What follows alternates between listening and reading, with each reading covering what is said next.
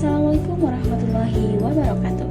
Kami dari kelompok 2 akan memaparkan infografis kami mengenai diferensiasi proses dalam pembelajaran berdiferensiasi. Diferensiasi proses adalah pembedaan proses atau cara belajar sesuai dengan kebutuhan peserta didik. Dalam diferensiasi proses, peserta didik akan mendapatkan cara belajar yang sesuai dengan kemampuan peserta didik tersebut. Dalam diferensiasi proses, guru harus memastikan apakah peserta didik mampu belajar secara mandiri atau tidak. Selanjutnya, guru juga harus melihat siswa mana yang perlu mendapatkan bantuan lebih dalam proses belajarnya. Pemetaan pembelajaran berdiferensiasi berdasarkan proses dapat dilakukan dengan cara memetakan kemampuan awal peserta didik, gaya belajar peserta didik, ataupun minat peserta didik.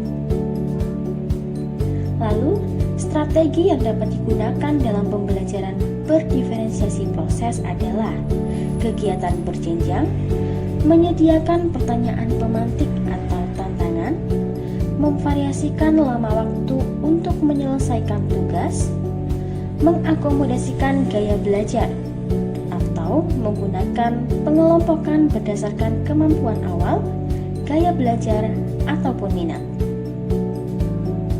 Selanjutnya adalah contoh diferensiasi proses.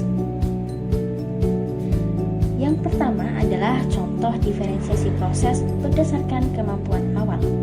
Langkah yang pertama, guru memberikan tes awal untuk mengetahui kemampuan awal peserta didik pada suatu materi pembelajaran. Lalu, guru mengelompokkan peserta didik berdasarkan kemampuan awalnya berdasarkan hasil tes awal. Misalnya, pada kelompok 1, anggotanya adalah peserta didik yang masih membutuhkan peran objek dalam berhitung. Lalu pada kelompok 2 beranggotakan peserta didik yang sudah mulai lancar tanpa penggunaan objek dalam berhitung. Dan kelompok ketiga beranggotakan peserta didik yang sudah lancar tanpa penggunaan suatu objek dalam berhitung. Yang kedua adalah contoh diferensiasi proses berdasarkan minat belajar. Langkah yang pertama, guru memberikan tes atau kuesioner untuk mengidentifikasi minat belajar siswa. Hal ini dapat membantu dalam memahami preferensi belajar siswa terhadap berbagai mata pelajaran atau topik tertentu. Kemudian, guru mengkoordinasikan siswa untuk memilih topik atau tugas yang sesuai dengan minat mereka.